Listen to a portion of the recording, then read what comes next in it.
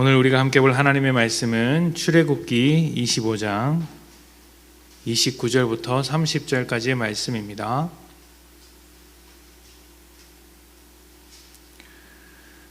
출애굽기 25장 29절과 30절 두 절의 말씀을 봉독하도록 하겠습니다. 29장입니다. 너는 대접과 숟가락과 병과 붓는 잔을 만들되 순금으로 만들며 상 위에 진설병을 두어 항상 내 앞에 있게 할지니라. 아멘. 출애굽기나 레위기, 신명기를 묵상할 때면 율법에 관한 내용들이 참 어렵다는 생각을 하게 됩니다. 특히 지금 지키지 않는 절기나 제사와 같은 법이 나올 때면 참 지루하고 이해할 수가 없습니다. 오늘처럼 성막이나 지성소 내부의 물건을 만드는 규정에 관한 것도 참 이해하기 어렵죠. 이런 물건을 지금 우리는 만들지 않기 때문에 굳이 알아야 하나라는 생각이 듭니다. 그래서 이런 말씀을 읽으면 에라 모르겠다 하면서 묵상과 큐티를 포기하거나 억지로 의미를 만들어내는 경우도 있죠. 이런 율법의 규정들은 지금 우리 삶에 직접적으로 적용하기는 어렵습니다. 지금에 와서 우리가 그런 율법들을 하나하나 지키려고 한다면 그것은 율법의 요구를 모두 이루어내신 예수님의 십자가를 부정하는 것이죠. 예수님의 십자가를 따르지 않고 율법으로서 하나님께 나아가려고 하는 것이니 그것은 건강한 신앙이 아니라고 할 수 있습니다. 이단으로 불릴 수도 있고요. 우리는 율법으로부터 자유하게 되었고 율법을 지키지 않아도 됩니다. 하지만 율법이 담고 있는 의미, 율법 너머에 있는 내용, 그 율법 속에 있는 하나님의 마음을 알면 또 다른 은혜를 누릴 수 있죠.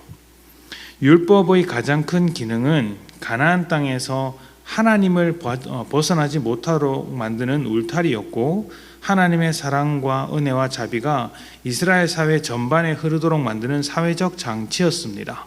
개인적으로는 하나님과의 관계를 지키는 것이고 또 그 속에 있는 죄가 더 이렇게 크게 되지 않도록 더 활동하지 못하도록 제한하는 장치이기도 했습니다. 그래서 율법에는 사람을 향한 하나님의 사랑이 담겨 있고 동시에 죄를 엄격하게 다루는 정의가 있다고 할 수 있습니다. 오늘 말씀에 나오는 진설병도 그렇습니다. 진설병은 단 위에 12개를 놓는 떡을 말합니다. 이것은 이스라엘의 12지파를 상징하는데 이 떡의 원어 의미가 원어로 보자면 얼굴의 떡이라는 의미를 가지고 있습니다. 얼굴의 떡. 종합해 보면 하나님과 얼굴을 마주보는 12지파를 상징한다고 할 수 있는 것이죠. 특히 우리가 조금 더 주목해 보고자 하는 것은 읽은 30절 말씀입니다. 항상 진설병을 두어서 하나님 앞에 있도록 해야 했습니다. 항상 하나님께서 보시는 자리에 하나님 앞에, 지성소 바로 앞에, 하나님께서 임재하시는 자리 앞에 떡 12개를 둔 것이죠. 하나님께서 배가 고프셨을까요? 조상에게 제사상을 차리듯이 하나님이 배고프지 않도록 떡을 항상 두어야 했을까요? 당연히 아니죠. 당연히 아닙니다. 하나님 앞에 떡을 둔 이유는 그 떡이 하나님의 백성 이스라엘을 상징하고 언제나 하나님 앞에서 살아가고 있음을 보여주는 것이었습니다. 그래서 제사장들이 성막 안에 들어가서 떡을 보면 하나님께서 이스라엘 백성을 한순간도 빼놓지 않고 지켜보고 계신다는 것을 마음에 새기게 되고 백성들의 죄를 하나님 앞에서 씻음과 동시에 거룩한 삶을 살아갈 수 있도록 도와야 하는 것이죠. 또한 백성들도 자신들이 제사할 때만 하나님을 만나는 것이 아니라 항상 하나님을 만나는 삶을 살고 있다는 것을 기억하며 지내야 한다는 것이죠. 이러한 원리, 이러한 내용들이 우리에게도 똑같습니다. 성령님이 우리 안에 거하심으로 우리 모두는 거룩한 성전이 되었습니다. 우리는 진설병과 같이 항상 하나님과 대면하며 살아갑니다. 우리의 얼굴이 있는 곳에 하나님의 얼굴이 있고 우리의 손이 있는 곳에 하나님의 손이 있습니다. 하나님은 우리가 행하는 것, 말하는 것을 다 지켜보시며 함께 하고 있습니다.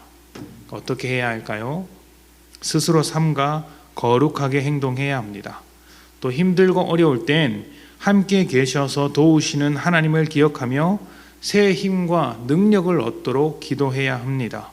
하나님께 요청해야 합니다. 또 유혹이 있을 때 시험에 들지 않게 해달라고 기도해야 하는 것이죠. 그것은 우리가 하나님께 할 수 있는 정당한 기도입니다. 하나님께서 왜 우리를 항상 지켜보실까요? 잘하나 못하나 감시하시는 것일까요? 감시하고 있을까요? 아니죠. 노심초사하는 마음으로 지켜보고 계시는 것입니다. 넘어질까? 아파할까? 울지는 않을까? 걱정하는 것이며 혹시 죄에 빠져 주신 은혜를 누리지 못할까? 헛된 길로 걸어갈까? 걱정하며 바라보시는 것입니다.